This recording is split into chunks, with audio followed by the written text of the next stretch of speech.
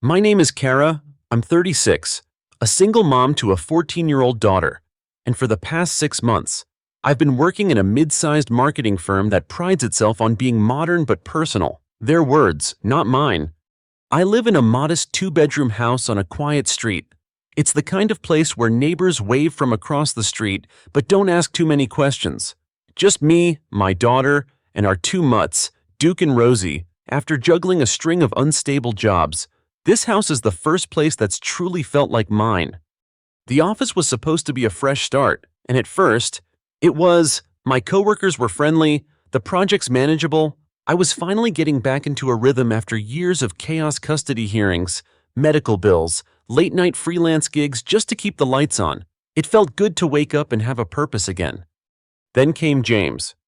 He's my boss, early 40s, well-dressed in a try-hard sort of way, never wore a ring, which made some coworkers speculate. He was polite, overly so, and had that subtle, charming tone that makes it hard to pin down whether he's flirting or just likes hearing himself talk. In the beginning, he seemed attentive. He made an effort to check in, asked about my ideas, praised my work in team meetings. Even when others didn't, it felt like recognition, like I was finally being seen. But then the check-ins got personal. He started lingering at my desk longer than necessary.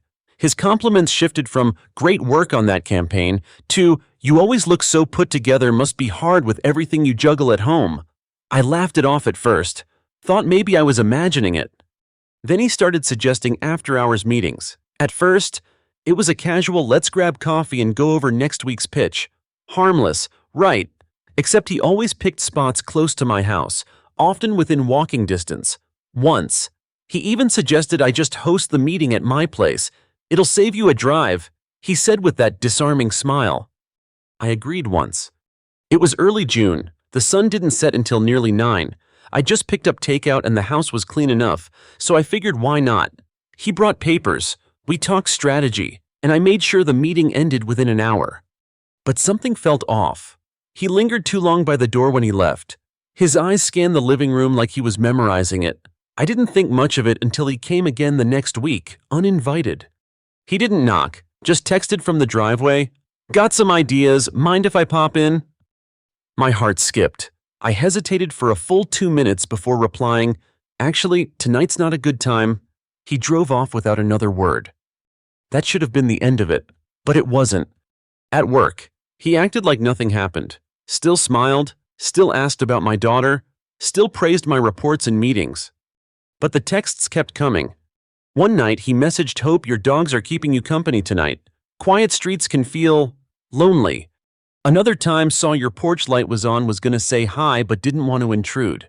I hadn't seen his car. I started pulling my curtains shut every night. Meanwhile, everyone else at the office seemed clueless. James never visited any of them.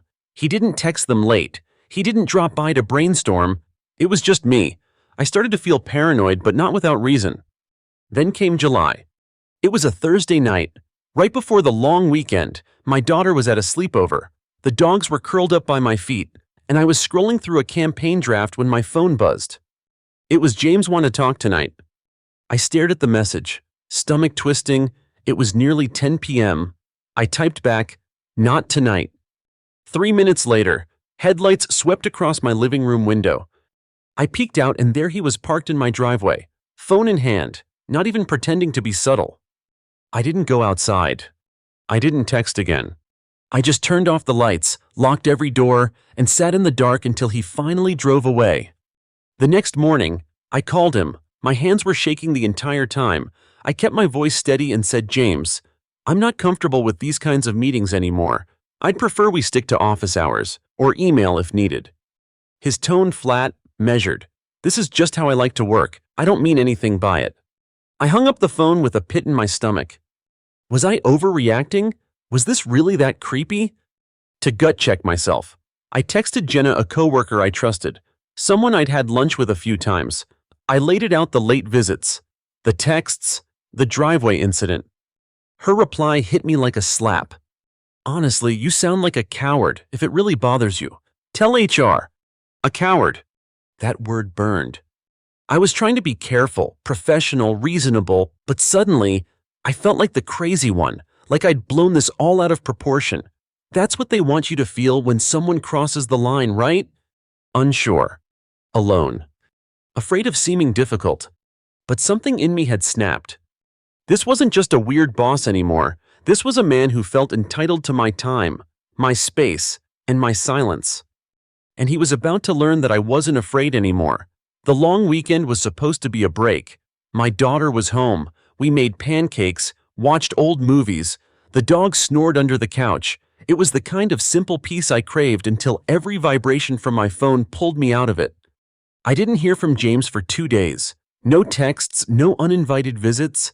I started to think maybe I'd gotten through to him, that maybe, just maybe, setting a boundary had worked. Then Sunday night came. We had just finished dinner. I was folding laundry while my daughter FaceTimed her best friend. Duke and Rosie were barking at squirrels in the backyard when I heard a knock at the door. Not the bell. A knock. Sharp, measured, 2 beats, then silence. I froze. My daughter poked her head out from the hallway. "You expecting someone?" "No, I wasn't." I peeked through the curtain just in time to see his car driving away. Again. He hadn't even waited, hadn't even called this time, just showed up and left. It was like a silent message I'm watching. I'm around, you can't control this. I couldn't sleep that night. I lay in bed with the dogs beside me, heart pounding at every creak of the house. My thoughts spiraled. Was he trying to intimidate me? Was I imagining it? Could I report something that hadn't technically happened? And what if he denied it? What if he told HR I was overreacting or worse, unstable? By Monday, I was a wreck. I kept playing his voice in my head. This is just how I work. It wasn't just a creepy habit, it was a power play.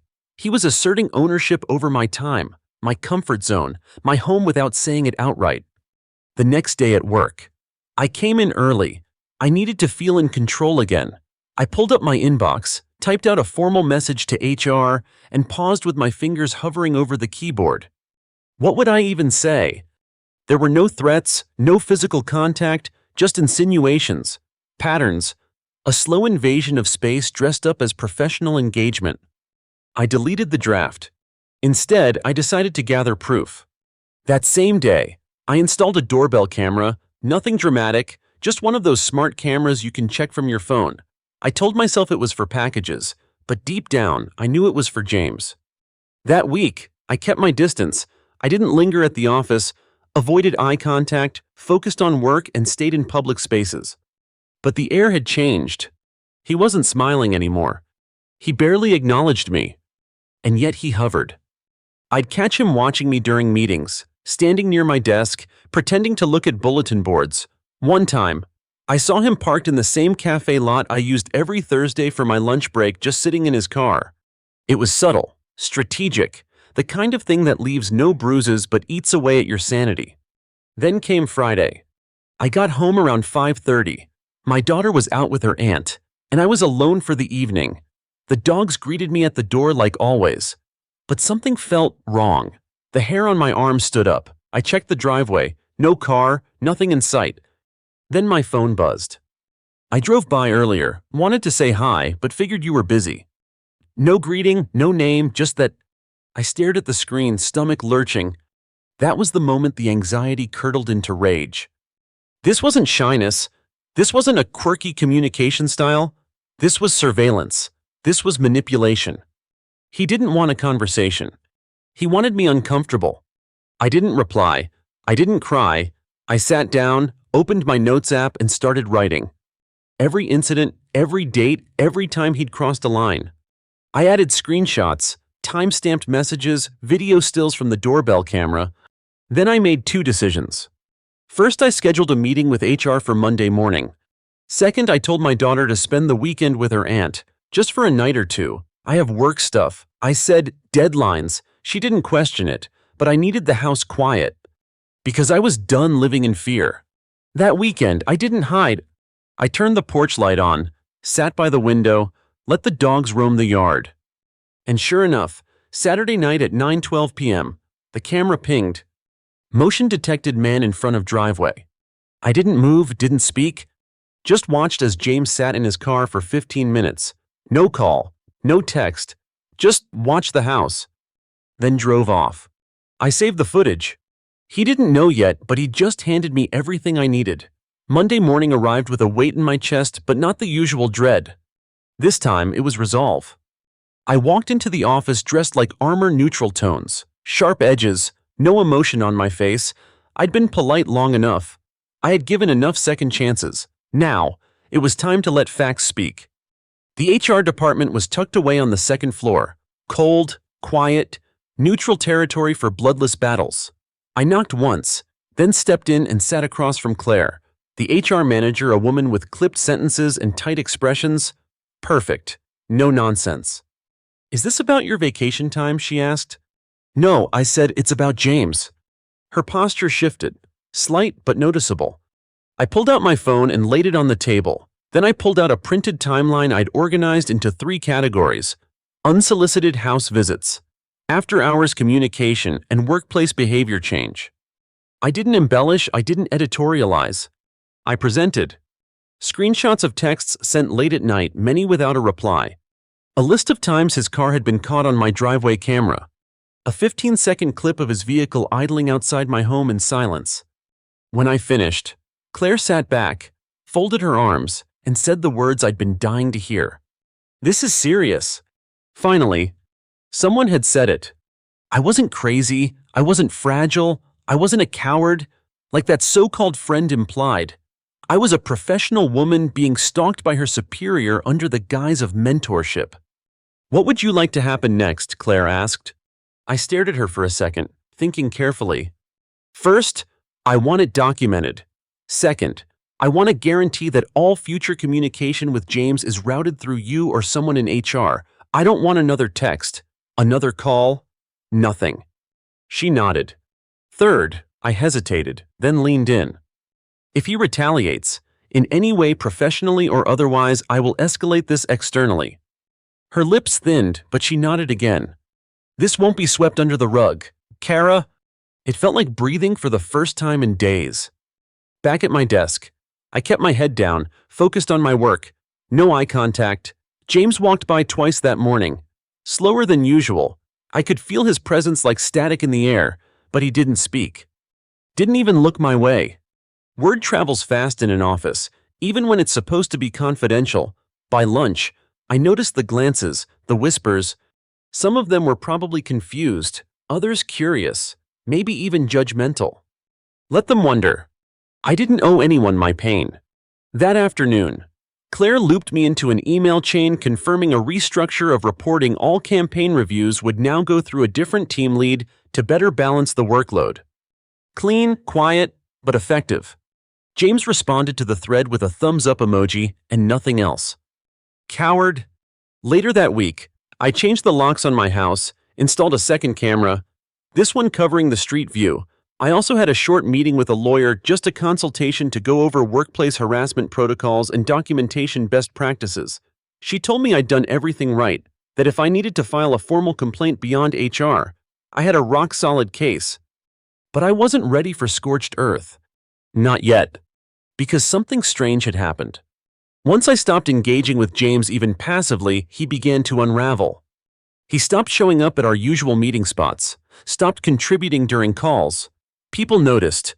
One colleague whispered, "What's going on with him lately?" I shrugged.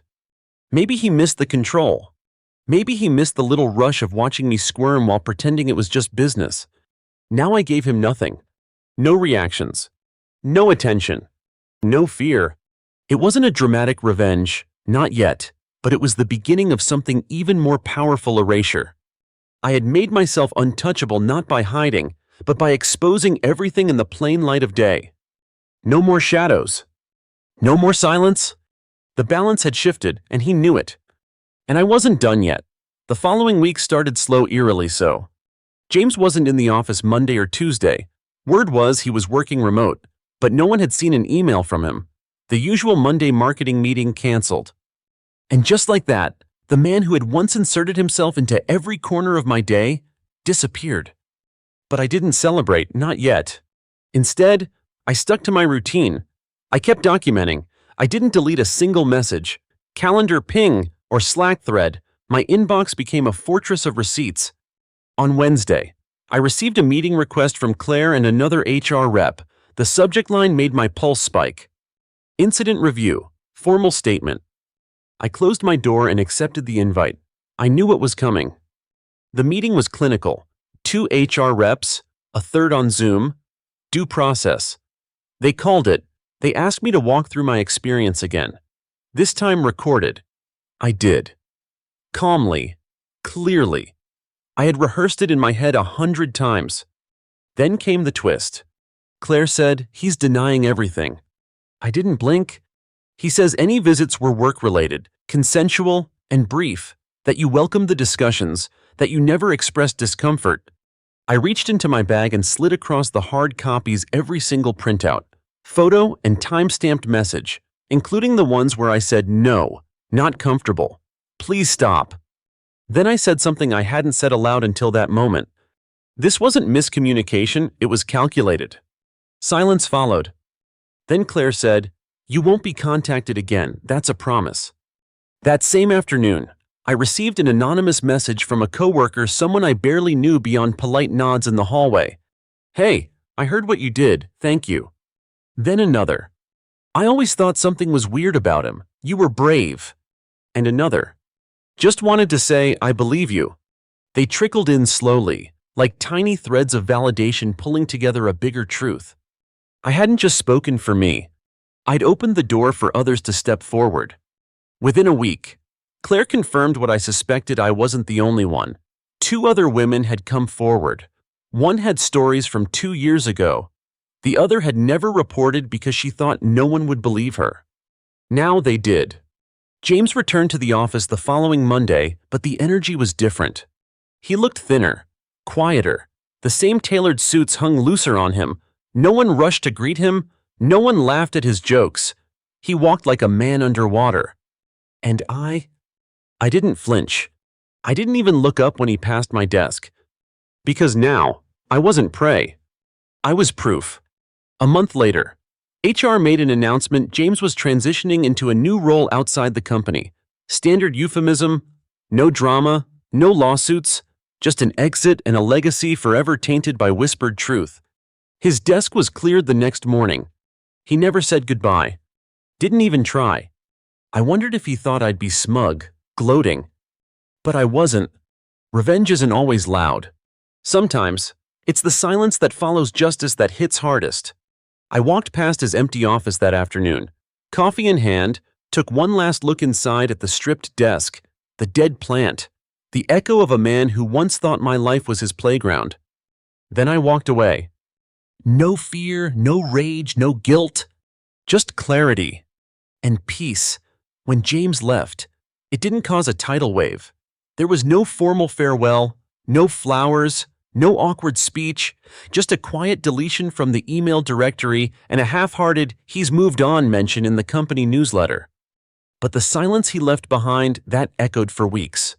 People started acting differently, not just toward me, but toward each other. I noticed fewer whispered conversations behind closed doors, fewer late meetings, the kind of subtle cultural shift that only happens when a predator gets removed from the food chain. The funny part? No one said his name out loud. It was like uttering it might summon him back. But I didn't care, because the real shift had happened in me. I no longer kept my head down. I stopped apologizing when someone interrupted me in meetings. I spoke with authority, not hesitation. My voice, once cautious and measured, was now steady, unwavering. I wasn't angry anymore. I wasn't scared. I was awake. Claire pulled me aside a few weeks later. She thanked me not in some grand HR performance, but in a real human moment. "You saved someone else from going through what you did," she said. I nodded. But I didn't do it for anyone else. I did it because I had to. Because every time I let someone inch past a boundary, every time I swallowed discomfort to avoid conflict, every time I made myself small to keep the peace, I chipped away at my own foundation.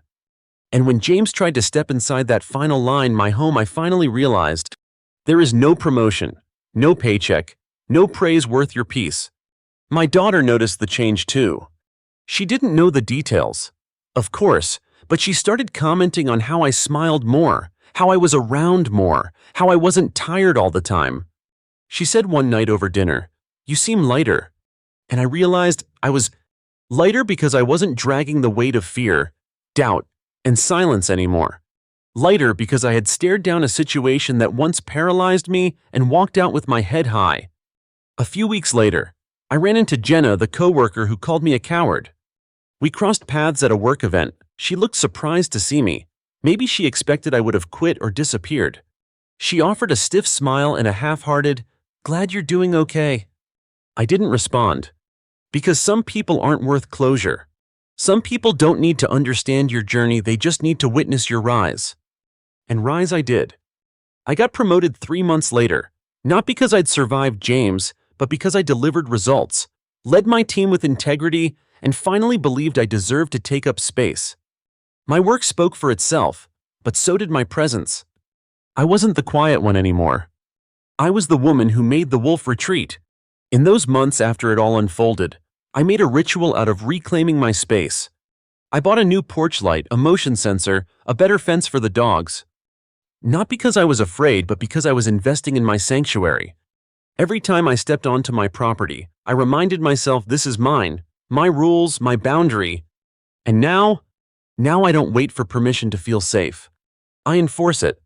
And I protect it with the kind of calm, steady fire that makes anyone think twice before stepping out of line. I used to think that strength meant staying quiet, that being professional meant tolerating discomfort, that being a woman in the workforce, especially a single mom, meant choosing your battles and swallowing the rest. I don't believe that anymore. Strength is not silence. Strength is speaking even when your voice shakes. It's drawing a line and saying, "I don't care how powerful you think you are. You don't get to walk over me." Looking back, the scariest part wasn't James himself. It was the internal war he triggered. The doubt, the self-questioning, the tiny crawling voice inside me whispering, "Are you making this worse than it is?" That voice is what keeps so many of us quiet. Not the predator, but the conditioning. The years of being told to be easygoing, understanding, a team player, the fear that we'll be labeled dramatic, emotional, difficult. But here's the thing about boundaries. They're not weapons. They're walls with doors, and you get to decide who has a key. When James first showed up in my driveway, I felt invaded. When he ignored my no, I felt powerless. But when I took out my phone, documented the truth, walked into HR and laid it all bare, that was the moment I realized the power was mine all along. He didn't expect me to fight back. Most of them never do. Because predators don't bank on resistance, they count on silence. And once I broke that silence, the illusion of his power shattered with it. To anyone listening right now who's felt that same gnawing discomfort, whether it's a boss, a partner, a friend who won't take no for an answer, hear this. Your discomfort is valid. You don't need proof to justify your instincts.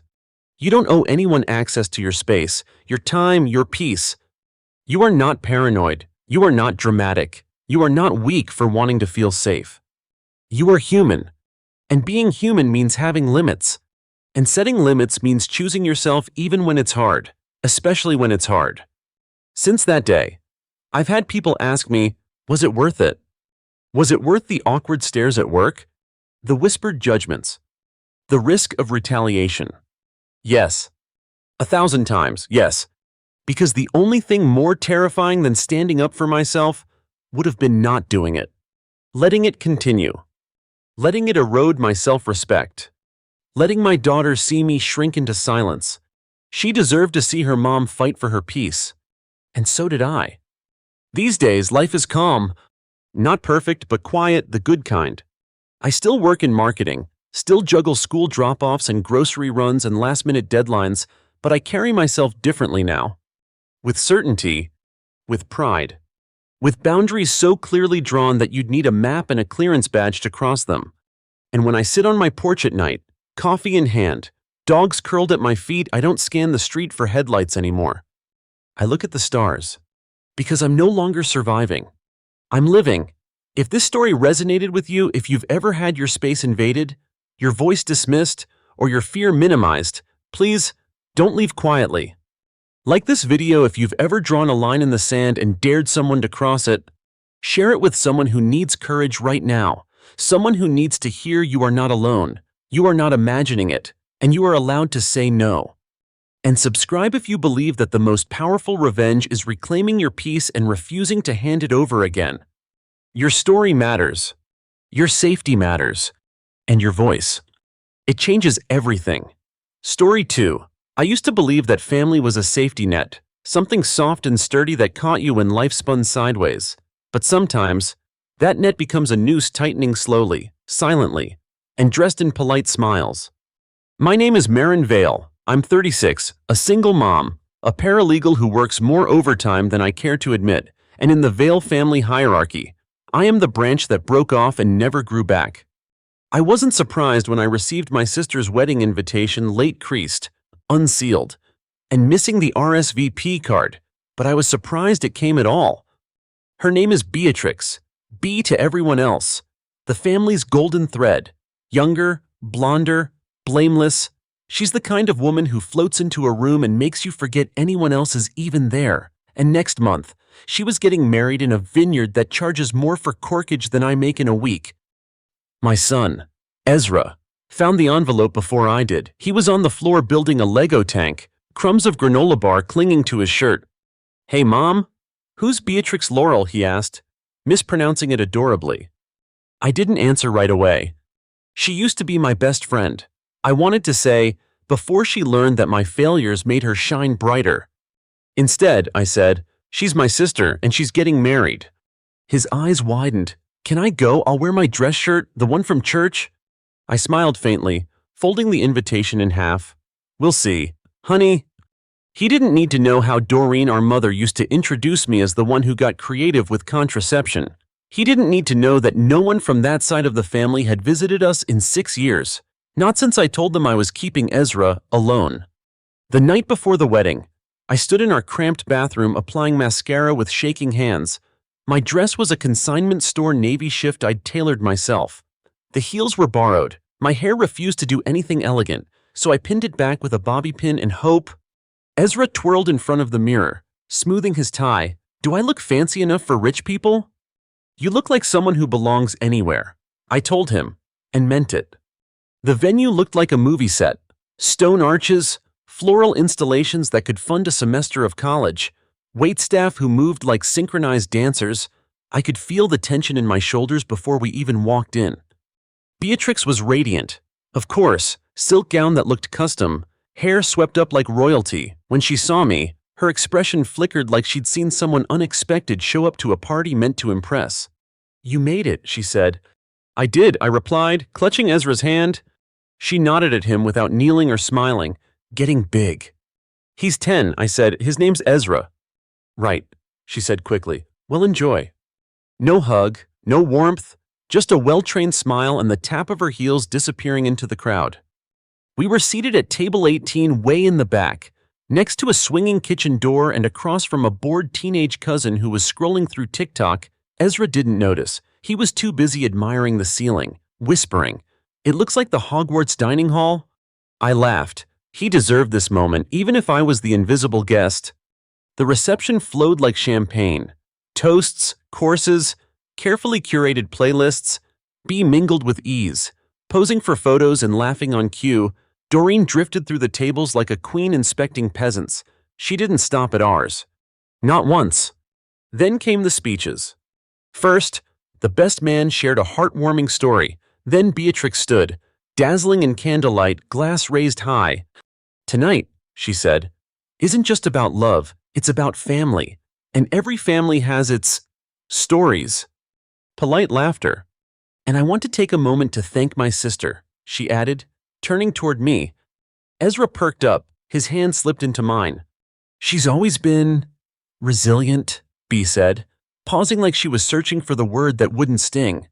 "She made choices, tough ones, and sure, not all of them were smart." Laughter, this time real. "But hey, she's here, still standing, still wearing that brave face, and that's admirable. Some of us get husbands, some get life experience." Another round of chuckles. Louder now, Doreen chimed in from the front. "Well, she always was the wild card." My face burned. I squeezed Ezra's hand, but he looked up at me, confused, his eyebrows drawn in. "Mom, he whispered. "Why are they laughing at you?" I couldn't answer, not without breaking. That's when it happened. A sound, the scrape of a chair being pushed back, slow, deliberate. The groom Thomas rose from the head table. Beatrix reached for his arm, but he gently pulled away. He took the mic. "This," he said, "was not part of the plan." The room stilled. I wasn't raised to think belittling someone was funny. I certainly wasn't raised to watch a child sit through his mother being mocked in public. Beatrix looked like someone had unplugged her. Thomas turned to me. "Marin, you didn't deserve that." The silence was no longer awkward. It was razor sharp. "You showed up today with grace," he continued. "More grace than most people here know how to show." Then he looked at Beatrix. "I don't want a marriage that begins like this, with cruelty disguised as humor, with dignity sacrificed for applause." He placed the mic down and walked out. No one moved. I stood, every eye on me, but I wasn't embarrassed anymore. "I was seen," Ezra whispered. "Are we leaving?" "Yes," I said, "but this time, we're not the ones walking away in shame." The car ride home was quiet. Ezra fell asleep before we even hit the highway, still in his little blazer, his head tilted awkwardly against the seatbelt. I kept glancing at him in the rearview mirror, memorizing the way his face looked at peace, like he hadn't just watched the people who shared his blood turn on his mother like a room full of strangers. When we got home, I carried him up the stairs to our apartment, his arms wrapped around my neck, his breath warm against my collarbone. I tucked him in, kissed his forehead, and sat on the edge of his bed until I was sure the tremble in my hands had stopped. Then I went to the kitchen, poured myself a glass of tap water, and stared at the wall. Not because I didn't know what to think, but because, for the first time in years, the silence didn't feel like failure. It felt like a beginning. By morning, everything had changed. My phone buzzed nonstop calls, texts, messages from numbers I didn't recognize. At first, I thought it was damage control, apologies maybe, explanations, but it wasn't that. Someone had recorded Thomas's speech, posted it online, and it had gone viral. The caption read, "Groom calls out bride's cruelty at wedding, refuses to stay silent." I stared at the screen as views ticked up by the hundreds, then the thousands. Comments poured in beneath the video. "She's a real one, and so is her kid. Thomas is the hero we didn't know we needed. Single moms don't get enough credit. This broke me. This is the real mic drop." I should have felt exposed, laid bare in front of strangers, but all I felt was lighter. Like someone had taken a crowbar to the locked room in my chest and let the air in. I didn't hear from Beatrix. Not that day, not the next. Her Instagram went dark. The wedding photos disappeared. No statement, no spin, just absence. I knew that silence too well. It wasn't regret, it was retreat. Doreen, on the other hand, called me on the third day. "Let's be adults about this," she said. Voice clipped. "You embarrassed your sister. You let that man humiliate her. You could have laughed it off like the rest of us." I didn't shout, I didn't beg. I just said, "I'm not your punchline anymore." Then I ended the call. She didn't call back. The following week, I walked into work like any other Thursday. Same elevator, same office coffee, but something had changed. My coworker Allison gave me a look, part awe, part disbelief. "Hey," she said, lowering her voice, "was that you from the wedding video?" I hesitated, then nodded. She grinned. Damn, that was baller. Word spread, quietly, respectfully. People didn't pity me, they admired me. Not because of Thomas's speech, but because I hadn't flinched. One of the junior attorneys, Mark, usually allergic to emotions, stopped me by the copier. "You didn't let them make you small," he said. "That takes guts." I smiled. It took long enough. That night, when Ezra was brushing his teeth, he turned to me in the mirror and said, "Mom, are we still invited to family stuff now?" I paused, toothbrush halfway to my mouth. "I don't know," I said honestly, "but we get to choose who we call family, starting now." He nodded slowly, then grinned with a mouthful of foam. "Good, 'cause I like ours better." On Friday, a small bouquet appeared at my door. No sender listed, just wildflowers, messy, bright, honest, the kind you don't see in wedding magazines. Tucked between the stems was a card. "To the lioness, stay standing, T." I stared at it for a long time, not because I was in love with Thomas, that's not what this was, but because someone had seen me, really seen me, in a moment when everyone else laughed. It wasn't about romance, it was about respect, and for the first time in a decade, I realized how starved I'd been for it. I never asked what happened between Beatrix and Thomas after that night. All I know is that their wedding registry disappeared, their engagement announcement was scrubbed, and within 2 weeks, Beatrix had quietly moved back in with Doreen. She never sent an apology, never asked to talk, not even a text. And I didn't chase it. I didn't need the closure anymore, not from them. Because here's the truth. I used to think forgiveness had to come from others, that healing required some kind of grand reconciliation, a hug, a tearful confession. But standing in that ballroom, with my son beside me and a microphone held by someone brave enough to tell the truth, I realized something else. Sometimes healing looks like leaving. Sometimes dignity starts with saying, enough. The first Sunday after the wedding, that wasn't. Ezra and I went for pancakes at the diner down the street. He wore his favorite hoodie, the one with the planets, and brought a notebook full of superhero sketches. I sat across from him, hands wrapped around my coffee mug, watching him draw wings on a caped rabbit with laser eyes. Normal, quiet, ours. The waitress, Maria, slid our plates down and said with a smirk, "You're the one from the wedding video?" Huh? I blinked. Ezra grinned. Maria tapped her heart. "You made a lot of people proud. Honey, especially us waitresses who've had to eat our tongues one too many times." I smiled. "Warm and small, thanks." "I mean it," she said. "You didn't just stand up, you stood tall. We need more of that." And just like that, I felt it again. That quiet click of the world shifting under my feet. A kind of power I didn't have to earn by shrinking. The video kept spreading. It hit 1 million views by Thursday. There were interviews, article write-ups, think pieces, wedding etiquette versus emotional abuse, sisters, shame, and what it means to speak up. Someone on TikTok stitched Thomas's speech with a quote from Audre Lorde and got 500,000 likes.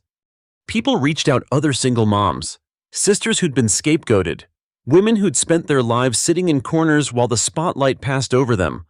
They told me I gave them permission to walk away. They told me they didn't know it was okay to be angry until they saw me stand there, silent but unflinching. I didn't feel like a hero, but I did feel less alone. My boss asked if I'd like to speak at a charity gala for single mothers. I almost laughed. Then I said yes. Not because I had a speech prepared, but because maybe, just maybe, someone out there needed to hear that survival was sacred, that showing up for yourself, especially when no one claps, is its own kind of ceremony. When I stepped on that stage, I wore the same navy dress from the wedding, not because it was fancy, but because it had become something else. Proof that I could walk into a room and not ask permission to exist. I spoke about silence, about shame dressed as tradition, about how women are taught to carry other people's comfort like a cross, and how freeing it is to finally put it down. Afterward, a woman approached me in tears. I didn't leave my ex for 10 years.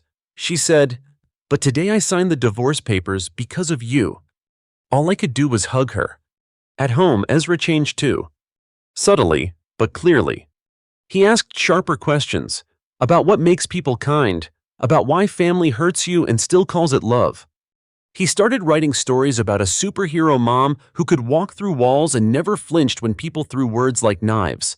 One night, while brushing his teeth, he looked up and said, "I think people laughed at you because they were scared." Scared of what I asked?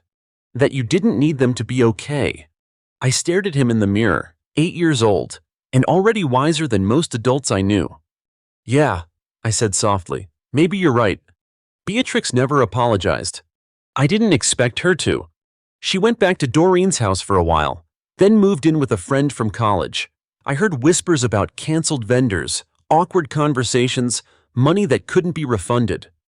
But none of it came from her, just absence, the kind that stings less with time. Doreen sent one more message, a short email with the subject line, "You made this personal."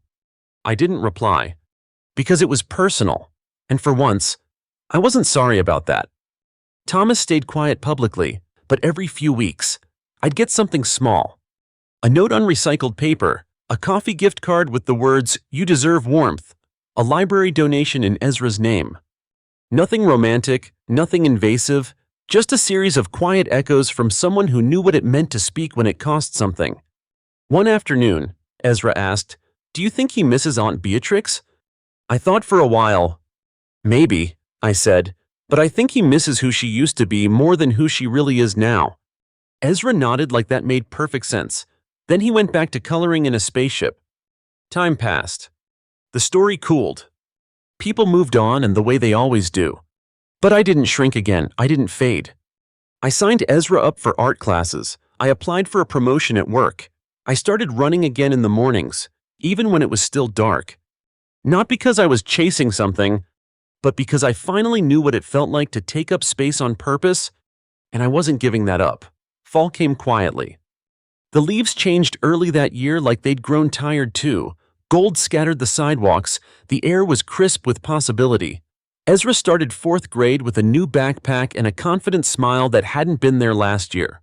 And me. I finally stopped flinching every time the phone rang. On the day the final wedding refund check arrived for Beatrix, it came with a note in my mailbox. Folded, unmarked, tucked between ads for carpet cleaning and a pizza flyer. It wasn't from her, not Doreen either. It was from Grandpa Richard. I saw the tape. It began, written in crooked cursive. I didn't laugh. He went on to say he wished things had been different, that he should have spoken sooner, that the way they talked about me behind closed doors wasn't just cruel, it was cowardice. The last line stuck with me. I don't expect forgiveness. I just needed you to know I see you now. I sat on the steps outside our apartment and cried. Not because it changed anything, but because sometimes even the smallest flicker of truth can be a kind of grace. Thanksgiving came and went. Ezra and I had our own version, pancakes instead of turkey, a Charlie Brown special and paper crowns we made from leftover wrapping paper. He asked once if we were going to Grandma Doreen's. No, I said gently, not this year. He nodded. Do we have to go ever? No, I said again, not unless you want to. He didn't reply right away. Then cool, I like our kind better. So did I. Winter brought snow, then quiet. The world felt hushed in the best way, like for once, I wasn't bracing for the next hurt. At the grocery store, I saw Beatrix's wedding photo in the discard bin of a clearance frame, smiling, sparkling.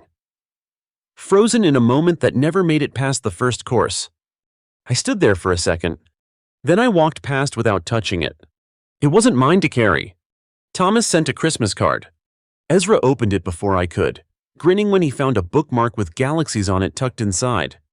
The card said, "For Ezra's next adventure and for you, Marin, a reminder the stars you navigate by don't belong to anyone else." He signed it simply T. I pinned it to our corkboard beside Ezra's drawing of a superhero mom who could fly without wings. I was promoted in January. Senior clerk. Better hours, real benefits, the kind of email signature that made me sit a little taller at my desk. My boss called me into her office and said, "This isn't because of the video, this is because of how you never let the worst parts make you smaller." I walked home that night in the cold, wind in my face, and thought about all the nights I'd cried into my pillow thinking small was safer. Turns out it was just familiar, not safe, never safe. One spring weekend, Ezra and I took a trip to the coast. Just us, windy beach, salt in our hair, sand in our shoes.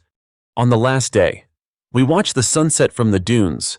Ezra leaned against me, his jacket zipped high, his nose pink from the breeze.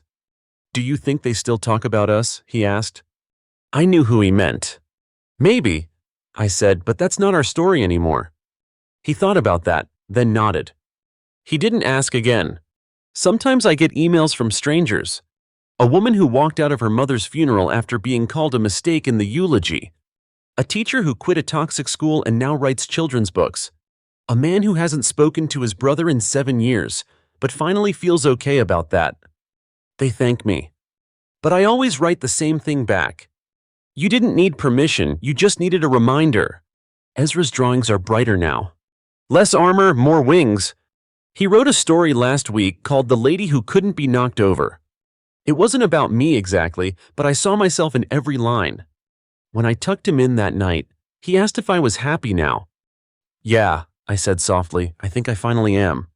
He grinned. I like that. This isn't a fairy tale. There's no castle, no horse, no magical rescue. There's just me, a woman who was once the punchline, who stood in the shadows of chandeliers and champagne and finally said enough, and then walked out. Not as a victim, not as a warning, but as her own beginning. Because here's the thing they never expect. Some of us don't need revenge. We just need freedom. And once we taste it, we don't go back. Some months later, on an ordinary Thursday, I bumped into Beatrix at the library. She wasn't dressed in pearls this time, no stilettos, no curated smile. Just jeans, a cardigan that looked borrowed, her nails chipped, her hair in a lazy bun. She saw me before I could turn. Oh, she said, startled, Marin. I nodded. Beatrix. We stood there, between nonfiction and biographies, with a shelf of unread lives behind us. She looked tired, smaller than I remembered. I wasn't going to say anything. She murmured, I figured you hated me. I don't, I said. Her eyes darted, uncertain, but I was horrible. Yes, I said, you were. She winced like the truth had weight, then she nodded slowly. Can I say something, she asked, just once. I didn't reply, but I didn't leave either. So she spoke. I thought being mean made me powerful, like if I played the part perfect bride, perfect daughter, I'd finally earn their love. And when I saw you there that day, with Ezra, you were calm, you weren't pretending, and I resented that. I stayed quiet. I'm not here to ask for anything, she said quickly. I wanted you to know I saw it, eventually. I studied her face, the eyes that used to look past me, now searching for something they'd never bothered to see. Okay, I said, thank you. And just like that, we parted. Not enemies, not friends. Just two people who had finally stopped pretending. Later that night, I told Ezra about it. He was building a Lego spaceship on the floor. Did she say sorry, he asked. No, I said, not exactly. Do you still feel mad? I thought about that. No, I replied, I just feel done. He nodded, content with that answer. So was I. Summer came with thunderstorms and ice cream stains. We started a little garden on the fire escape. Tomatoes in tin cans, basil in coffee mugs. It wasn't pretty, but it was ours.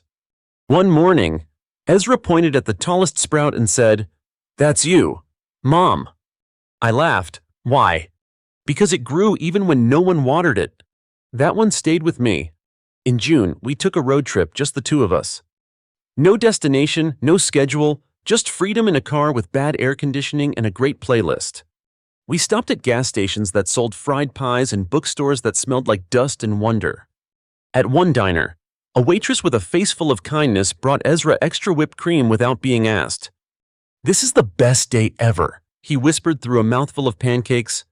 It was, not because of the food, but because no one expected me to be less than I was. One afternoon in July, I sat down and started writing. Not about the wedding, not even about Beatrix or Darlene, but about everything else. How a woman learns to parent from instinct. How shame isn't inherited, it's taught. And how sometimes the bravest thing you can do is walk into a room that wants you small and refuse to shrink. I didn't know if anyone would read it. I just knew I had something to say. By September, it had a publisher.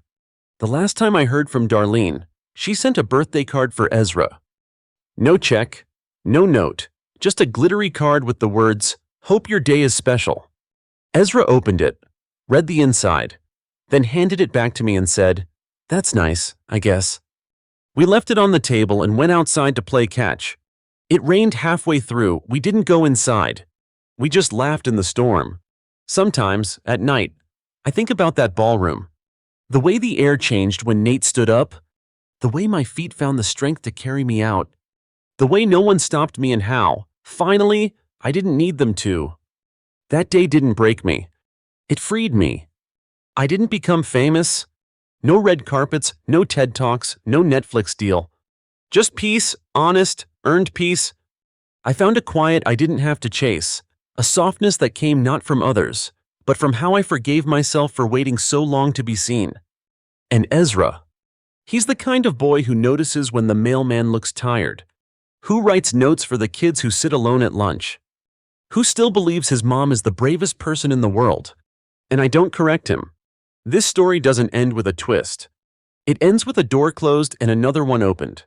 It ends with a woman once discarded now deciding what stays and what goes. It ends not with vengeance, but with value. Mine. And I carry it like a flame now. Steady, quiet, unshakable. Story 3. The call came as I was logging lab results late on a Wednesday, the kind of evening where even the vending machines felt empty. "Clara needs you," my mother said. Her voice was thin, brittle. "She's dying." That was how it started. Not with an apology, not with regret, just urgency. I'm Corinne Devlin, 39, research biochemist, unmarried, no kids, formerly tenured, until Clara, my sister, in legal terms but not in blood, torched my career. 6 months ago, I would have donated bone marrow to her without blinking. But that was before the smear campaign, before the anonymous ethics complaints, before I watched everything I built evaporate under scrutiny she orchestrated, and definitely before I found out she wasn't even my biological sister. Now she needed me to save her life. I didn't say yes, I didn't say anything at all. I just stared at the screen in front of me, chromosomal data half-rendered, like maybe if I focused hard enough, I could pretend the past hadn't crawled out of its grave. After a long silence, and I hung up. I heard the soft buzz of overhead fluorescence, the low hum of the incubator, and then my office door creaked open. It was Riley, lab tech, best friend, moral anchor. "Judging by your expression, either a cell line mutated or someone asked for a kidney." "Bone marrow," I replied flatly. She blinked. "Yours?" "Yep." "For who?" I hesitated. "Clara?" She didn't laugh, didn't even look shocked, just crossed her arms slowly and exhaled. "You've got to be kidding me." "I wish I were."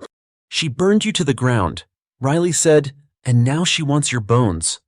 "She's the only match," I murmured. "You mean you're the only match?" She wasn't wrong. I'd known this day might come. A rare subtype of leukemia, only certain donors compatible.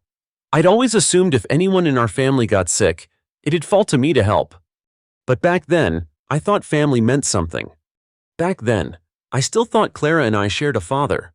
Now I knew I was just the control sample in a lifelong experiment in manipulation. My mother showed up the next morning unannounced. Wearing pearls, always pearls, like a politician giving a concession speech. "Corinne," she said briskly, setting a folder down on my desk, her charts. "You'll see it's a relatively simple extraction, in and out." I didn't even look at it. "Why are you here?" I asked. Her lips thinned. "Because Clara's dying." "No," I said, finally looking up. "Why are you here? You don't come unless it's about her." "That's not fair." "It's accurate." Her face pinched, but I kept going. "You didn't believe me when I told you about the sabotage. You said I was bitter. You told everyone I was emotionally unstable. I was trying to protect both my daughters." I opened the top drawer of my desk and pulled out a slim black folder labeled DNA, confidential. "Were you?" I asked quietly. She looked at the folder like it was a loaded weapon. "What is that?" "Proof," I said, "that Clara and I aren't related." Her face went white. "I tested us. After the investigation, after everything went down. I had to know why you kept choosing her." You're bluffing," she whispered. I slid the test across the table. The printout was stark. Paternal mismatch. No shared genetic markers. "You lied to me my whole life," I said, "and now you want my body to fix hers?" She tried to grab the paper, but I snatched it back. "You don't get to rewrite biology," I snapped. My mother looked like she'd aged 10 years in 10 seconds. She didn't know. "I don't care." She swallowed hard. "Please, don't let this be how it ends." "Then you better start telling the truth," I said, standing. 3 days. That's how long I'll give you. Come back with honesty, or don't come back at all." That night I sat in my apartment with a tumbler of whiskey and stared at the DNA report again. The words didn't change. Clara Devlin, 0 genetic match. I wasn't angry, not anymore. I was relieved. Like the dissonance that had haunted me since childhood had finally tuned itself to a single, painful frequency. She wasn't my sister. She was the weapon my mother molded into a mirror, reflecting every flaw she wanted to see in me. I slept 4 hours. When I woke, I went to the hospital. Clara's room was on the 7th floor, oncology, quiet. She sat upright, scrolling Instagram. Her skin was paler, thinner, but her nails were still manicured, her scarf silk. She glanced up. Well, look who grew a conscience. I came to give you my answer. She blinked and... No. She laughed. It came out wheezy. You're joking. You lied. For years, you cost me everything, and now you want my blood. That was professional. This is personal. No, Clara, it was always personal. You made sure of that. She stared. You'd let me die over a grudge? No, I said, I'm letting you face what it feels like when someone finally says no to you. A nurse popped her head in. Everything okay in here? We're fine, Clara chirped, like she wasn't seconds from collapse. The nurse left. Clara turned to me, eyes colder now. You've always wanted to be the martyr, she hissed. Well, congratulations. Now you get to let your sister die. I stepped forward, slow and calm. You're not my sister. She stilled. What are you talking about? I showed her the DNA test. No match, I said. None. Ask Mom, she knows. Clara stared. For once, she had no words. I don't owe you. I said, not my body, not my forgiveness, and certainly not my silence. She finally spoke, quiet, hollow. Even if you're right, you're still the only match. Then confess. I said, sign a statement admitting what you did, the sabotage, the defamation, the emails. You're blackmailing me. No, I said, I'm giving you a shot at redemption. Take it or leave it. I turned and walked out before she could answer. In my chest, a silence finally cracked open. The kind that felt like breathing for the first time in years. 3 hours after leaving the hospital, I got a text. Unknown number. You were right, I signed it. It's at the nurse's station. No apology, no name, just that. Still, I picked up the envelope at reception without a word. Inside, one notarized confession from Clara Devlin, detailed, cold. Every lie, every manipulation listed like a grocery list of sins. She even admitted to bribing Talia, my former research partner, to back up her false claims.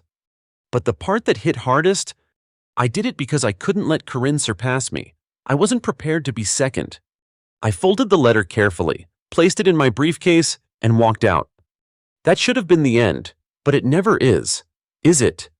By the time I got home, Riley was already camped on my couch, a laptop balanced on her knees. You ready to find your biological father? She asked without looking up. I hesitated. What if he's worse than what I already know? Then you'll know, and knowledge is leverage. 10 minutes later, the results blinked across her screen. Dr. Elias Monroe, Chief of Pathology, New Haven Medical Center. No spouse, no children listed. Except now, one. Holy crap, I whispered. Your real father runs one of the best pathology labs on the East Coast, Riley said. Scrolling through news articles, looks like brains do run in the family. I stared at his photo, tall, sharp-eyed, tired in a way I recognized. I didn't feel anything yet, not joy, not pain, just static. Riley handed me her phone. There's more. The text she showed me was from Micah. Micah was my ex, the last man I trusted. Clara reached out to me. His message read, said she was sick, said you abandoned her, wanted money. She's spinning a story. Call me. I tossed the phone on the table. She's trying to secure a backup. I said, just in case I change my mind. You sure you still want to go through with it? Riley asked. I'm not doing this for her. I said, I'm doing it to finish something. I didn't say it aloud, but I also wanted to meet Elias. Not for answers, just to see what honesty might look like in someone's eyes. I emailed Dr. Elias Monroe 2 days later. Subject line, your daughter. His response was faster than I expected. Please call me. If this is real, we have a lot to discuss. We met at a quiet garden cafe near the medical center. He arrived 10 minutes early, holding a worn leather notebook and looking like a man who hadn't slept in a week. You're Corinne, he said, voice rough. You look like your mother." I didn't smile. She never told me. "She told me you didn't survive," he said. Swallowing hard, said she lost the baby. I nodded slowly. Seems like Mom's favorite thing is rewriting history. We sat in silence for a while, then he pulled out a photo, an old one, him and Stephanie, younger, smiling, a rare thing. "I would have been there," he said. "I would have raised you." "I believe you," I replied, and to my surprise, I meant it. That weekend, I got the second call. "Clara collapsed," my mother said, her voice tight with panic. "They don't think she'll last the week." I signed the release forms. I told her, "The hospital can schedule the marrow extraction. You'll really go through with it?" "I keep my promises," I said, "even when no one else does." Silence stretched across the line. "Then thank you." But I didn't say you're welcome. Instead, I called Elias. "You have another daughter," I said, "but she's nothing like me." He didn't ask questions, just said, "I'll be there for the procedure." Clara's body was too weak for surgery immediately. They started prepping her with transfusions and immunosuppressants. I spent those days finalizing the legal side. Her confession went to the ethics board. My research was reopened. The university requested a formal meeting to discuss reinstatement. The irony was sharp. They ruined me with lies. Now they were begging to fix it with truth. Riley looked at me across the conference table, grinning. "Revenge by paperwork? Love to see it." I didn't grin back. It's not revenge, it's restoration. But deep down, I wasn't sure I believed that. The night before the procedure, Elias invited me to dinner. Just the two of us. He cooked, steamed fish, warm bread, too much wine. We talked about genetics, jazz, and books. We didn't talk about Stephanie. Not once. After dessert, he handed me a small box. Inside was a fountain pen. "I've had it since med school," he said. "I was saving it for something real." I didn't know what to say, so I said nothing. Just held it like a promise. When I left, I didn't feel like someone's daughter yet, but I felt like someone wanted me to be. The day of the transplant, the hospital was eerily quiet. I changed into the gown, signed the consents, lay down. When I woke, Elias was there, Riley too. "You did good," she whispered. I tried to speak, couldn't, so I just closed my eyes and let the silence carry me. Recovery was slow. Bone marrow donation sounds noble, but it feels like someone siphoned out your soul with a turkey baster. I ached in places I didn't know had nerves. My spine pulsed for days, and still I didn't regret it. Rachel survived. Barely. She spent a week in ICU and another on the transplant floor. Hair thinning, eyes sunk, but alive. My marrow, my life keeping her tethered to this world she once torched for fun. I didn't visit her. Not until the letter came. It was handwritten, clumsy, the ink smudged at the edges. "Corinne, I don't expect forgiveness. I don't even know if I believe in it anymore. Mom told me lies for decades, about you, about Dad, about everything. But I knew what I was doing when I hurt you. I chose it. That's what eats me alive. You saved my life, and I don't deserve it. Thank you anyway. Rachel." I stared at the paper for a long time, not because it moved me, but because it didn't, not in the way she hoped. I wasn't angry anymore. I was just done. Done expecting redemption from people who'd never earned their place in my life to begin with. Still, I went to see her. Her room smelled like antiseptic and fear. Rachel looked smaller, wrapped in layers of hospital white, eyes too large for her face. The scarf was gone now, so was the lip tint, just Rachel, bare, mortal. "You came," she said softly. "I read your letter." A pause. "I meant it," she added. "I know," I said, but meaning it didn't mean much anymore. "You look like him," she whispered. "Elias?" I asked. She nodded. "He called me, said he wanted to get to know me too." I didn't respond, just watched her fingers fiddle with the IV line, twisting it like a nervous habit. "Do you hate me?" she asked. I sat down slowly. "No, I just don't want you near my peace." She blinked. "That's what you stole." I continued, "Not just my job, my reputation. You stole my calm, my right to walk into a room without shame clinging to me like static." "I know. I'm taking it back," I said, Voice steady. Not by forgiving you, but by reclaiming the space you tried to poison. She wiped her eyes. I want to be better. I didn't answer that, because wanting doesn't mean becoming. Before I left, she reached for my hand. I let her hold it for exactly 5 seconds. Then I walked out.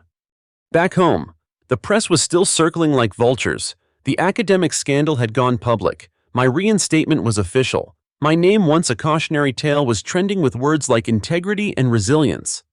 I didn't feel triumphant, just vindicated. There's a difference. Riley and I sat on my balcony the next night, wine glasses sweating in the summer heat. Think she'll ever make a real apology, she asked. She already did, I said, holding up the letter. This was it. Pretty weak. She wrote it while tethered to machines, terrified of dying. That's when the truth gets loudest. Riley sipped her wine. You going to respond? No, I said, I don't owe her closure. Damn right. Then she leaned in, lowered her voice. Elias wants to throw you a party. I choked on my drink. What? A dinner, a celebration. He said you're too used to surviving in silence. He wants you to hear applause while you're still breathing. I laughed, not because it was funny, but because it was kind, and I wasn't used to kindness being offered without a hidden cost. A week later, I met Elias again, not in a hospital, not in a courtroom, but at his house. He opened the door, wearing an apron, holding a wooden spoon like a sword. I can operate on brains, he said, but risotto is a gamble. I stepped inside. Photos lined the hallway now, one of him and Stephanie in the 80s, one of him solo, arms crossed outside a lab, and now, one of me. A recent photo? One Riley must have sent. You really hung that up. You're my daughter, he said simply. I had the right to know you. I didn't respond. My throat was suddenly tight. Dinner was good, better than expected. Midway through dessert, Elias turned serious. Rachel asked to meet again. He said she wants to understand everything. She'll have to unlearn a lot first, I replied. She's trying, he said gently. I'm not the audience for that show anymore. He nodded, didn't push. Later, when I left, he hugged me, firm, safe. Next time, he said, bring Riley, she's part of this now too. That made me smile. The world had turned upside down, but some pieces were falling into place. The next day, I got a package. It was a framed letter, Rachel's confession. Underneath, a certificate from the university reinstating my tenure, and a small handwritten card. Truth is a scalpel. Painful, yes, but precise. R. I stared at it a long time before sliding it into a drawer. Not to forget, but to remember. Because even scars need a home. 3 months passed. Rachel was alive. We were not close, but civil. She sent updates through Elias. Careful not to overstep. The hospital called her recovery a miracle. I called it science. I returned to the lab. The university held a formal ceremony reinstating my research position. Cameras clicked, hands were shaken. Apologies were offered in hushed tones and tight smiles. But the part that mattered? My name was back on the door. Dr. Corinne Harlow, Senior Research Fellow. I touched the plaque like a talisman. 5 years of work buried under lies, now unearthed. Inside, everything smelled like old paper and alcohol wipes. My desk was just as I'd left it, save for a note Riley had taped to the monitor. Welcome back to the war, General? I laughed. God, I missed that. Rachel's confession had gone public voluntarily. She'd signed a statement, notarized and archived, detailing every sabotage, every lie. Tatum had come forward too, in a brief but powerful video, admitting her part and publicly apologizing. The university rescinded the sanctions. 2 journals retracted the fraud warnings. Emails came from institutions, offering to fund projects again. It was like watching an avalanche in reverse, everything sliding back into place but differently. This time, better. Sharper. Elias called one afternoon with news. She's going back to school, he said, wants to study bioethics. I raised an eyebrow. That's ironic. She says she wants to do something with the truth now. Good, let her try, I said. We didn't speak of forgiveness. Just of futures. The house sold in April. Stephanie sent the closing paperwork in a neat envelope. No letter, just a note. I hope you find peace with the space I never made for you. I didn't reply, but I did cash the check. The settlement money repaid everything I'd lost in the years since the sabotage. Riley suggested a vacation. I suggested investing in my own lab. We compromised and booked a weekend in Vancouver, then hired a grant writer. Peace doesn't mean silence, it means control. One morning, I got another call, this time from Rachel. I'm in town. She said, would you have coffee? I paused. It wasn't fear that held me back. It was clarity. Okay, I said, 1 hour, somewhere public. The cafe was quiet. She wore jeans and a loose sweater, her face softer, older. She stood when I arrived, but didn't reach out. I'm glad you came, she said. I wanted to hear what you needed to say. She stirred her tea, watching the swirl like it held answers. I don't expect you to trust me again, she said finally. I just wanted you to know, I'm trying. I nodded. She swallowed hard. Do you ever think about how we got here? All the time, I said, but thinking isn't rewriting. I know, she paused. Do you hate Mom? No, I answered honestly. I outgrew the part of me that needed her love. That's not hate, that's survival. Rachel nodded. Elias, he talks about you a lot. He's a good man. I wish I'd met him sooner. We both do. Another silence. Then Rachel reached into her bag and pulled out an envelope. Before she died, she said quietly, Grandma left letters. One was for you. I took it. The handwriting was careful, loopy, unmistakably hers. My dear Corinne, I always knew, not the details, but the pain, the distance in your eyes, the way your mother looked at you like a mirror she didn't want to face. I'm sorry I never stepped in more, I regret that. But know this, I was proud of you long before the world caught up. You are not defined by their lies, you are forged by your own fire. Love, always, Nana. My hands shook. It was the first time in years that someone had said they were proud of me without expecting anything in return. I looked up at Rachel. Thank you. She didn't smile, just nodded. We didn't hug. But when I walked away, I didn't feel the weight anymore. At home, Riley sat on the floor, sorting books. Want to come to Elias's house for dinner Sunday, I asked. She looked up, surprised. Really? Yeah, I said, slipping the letter into my coat pocket. It's time. Dinner was casual, simple food, laughter that didn't sting. Elias poured wine and told stories from med school. Riley fit in like she'd been part of this puzzle the whole time. At one point, Rachel excused herself to take a call. Elias leaned in. She's different, he said. Good, but I'm still not inviting her to Thanksgiving, I added. He laughed. Fair enough. As we left, he handed me a small box. Inside was a photo of me at age 5, holding a microscope. Stephanie stood behind me, unsmiling. I kept this. He said, even when I didn't know the truth, I always felt like something was missing. Now you know what it was. He nodded, and I'm not letting it go again. That night, Riley and I walked home in silence. At the corner of our street, she asked, do you think people can change? I think people can choose, I said, and that's what matters. She slipped her hand into mine. The streetlight blinked above us like a slow heartbeat. I didn't feel broken anymore, just rebuilt. One truth at a time.